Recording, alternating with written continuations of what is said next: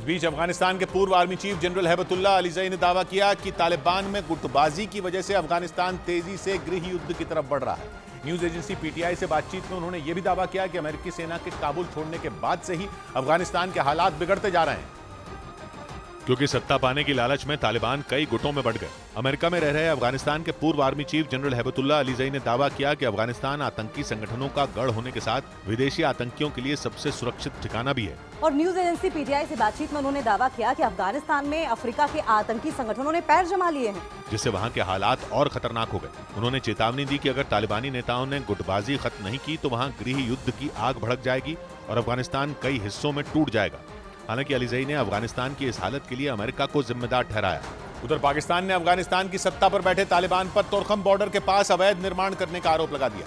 पिछले हफ्ते तोरखम बॉर्डर पर अफगानिस्तान और पाकिस्तान के सुरक्षा बल आमने सामने आ गए थे, जिसके बाद दोनों देशों के सैनिकों की तरफ से वहां जोरदार फायरिंग की गई थी। इस घटना के बाद पाकिस्तान ने तोरखम बॉर्डर को सील कर दिया था। पाकिस्तान का आरोप है कि तोरखम बॉर्डर पर तालिबानी लड़ाके उसके इलाके में अवैध निर्माण करने में जुटे थे और जैसे ही पाकिस्तानी सुरक्षा बल के जवानों ने उनका विरोध किया तो उन्होंने उन पर गोलियां चलानी शुरू कर दी, जबकि अफगानिस्तान ने पाकिस्तान के इस आरोप को सिरे से खारिज कर दिया। और उसने आरोप लगाया कि तोरखम बॉर्डर पर एक पुरानी सुरक्षा चौकी को सही करने के दौरान पाकिस्तानी सुरक्षा बल ने उनके सैनिकों पर गोलियां चलाई थी, जिसके बाद वहां के हालात बिगड़ गए थे। 6 सितंबर से पाकिस्तान का तोरखम बॉर्डर बंद है, जिसकी वजह से दोनों तरफ ट्रकों की लंबी लाइन लगी है। इधर एलएसी के पास लद्दाख में तीसरा फाइटर एयरबेस बनाने का काम शुरू कर दिया गया, जिसके तैयार होने के बाद भारतीय वायुसेना के लिए चीन को घेरना आसान हो जाएगा, क्योंकि चीन की सीमा इस एयरबेस से काफी नजदीक है।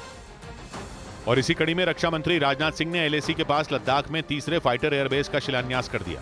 लद्दाख के न्योमा में 13,700 फीट की ऊंचाई पर एडवांस लैंडिंग ग्राउंड को अपग्रेड कर नया फाइटर एयरबेस तैयार किया जाएगा, जिसे बनाने में करीब 214 करोड़ रुपए से ज्यादा खर्च होंगे। साथ ही इस फाइटर एयरबेस का रनवे 2700 मीटर लंबा होगा, जिसे कंक्रीट से बनाया जाएगा। वहीं इस फाइटर एयरबेस को तैयार करने में करीब 2 साल का वक्त लगेगा, जो वायुसेना के लिए बेहद अहम माना जा रहा है, क्योंकि अगर चीन ने भारत के खिलाफ कोई चालबाजी की तो इस एयरबेस से लड़ाकू विमानों के जरिए उसे मुंहतोड़ जवाब देना आसान हो जाएगा। हालांकि पहले से लद्दाख के लेह और थोइस इलाके में 2 एयरबेस हैं। इस बीच जम्मू कश्मीर में रक्षा मंत्री राजनाथ सिंह ने सीमा पर सेना के लिए सड़क बनाने वाले संगठन बीआरओ यानी बॉर्डर रोड्स ऑर्गेनाइजेशन के 90 प्रोजेक्ट देश को समर्पित किए। इन परियोजनाओं में सड़क, पुल, रनवे, हेलीपैड और सुरंगें शामिल हैं। और इस दौरान उन्होंने बीआरओ के काम की जमकर तारीफ की। बीआरओ ने आर्म्ड फोर्सेज के ब्रो की भूमिका निभाई है। ये सभी प्रोजेक्ट जम्मू कश्मीर, लद्दाख और अरुणाचल प्रदेश समेत देश के 11 राज्यों में तैयार हुए। उधर इजरायल में नेतन्याहू सरकार के न्यायिक सुधार बिल पर सुप्रीम कोर्ट में हुई सुनवाई के समर्थन में जनता सड़कों पर उतर आई।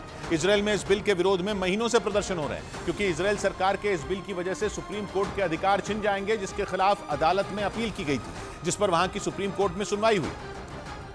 और सुनवाई से ठीक पहले सुप्रीम कोर्ट के समर्थन में इजरायल के हजारों लोग सड़कों पर उतर आए। तस्वीरें देखकर लगा कि पूरा इजरायल ही सड़क पर आ गया, क्योंकि सड़कों पर तिल रखने की जगह तक नहीं बची। नेतन्याहू सरकार के न्यायिक सुधार बिल के विरोध में झंडे और बैनर लेकर इकट्ठा हुए लोगों ने पुतला भी जलाया।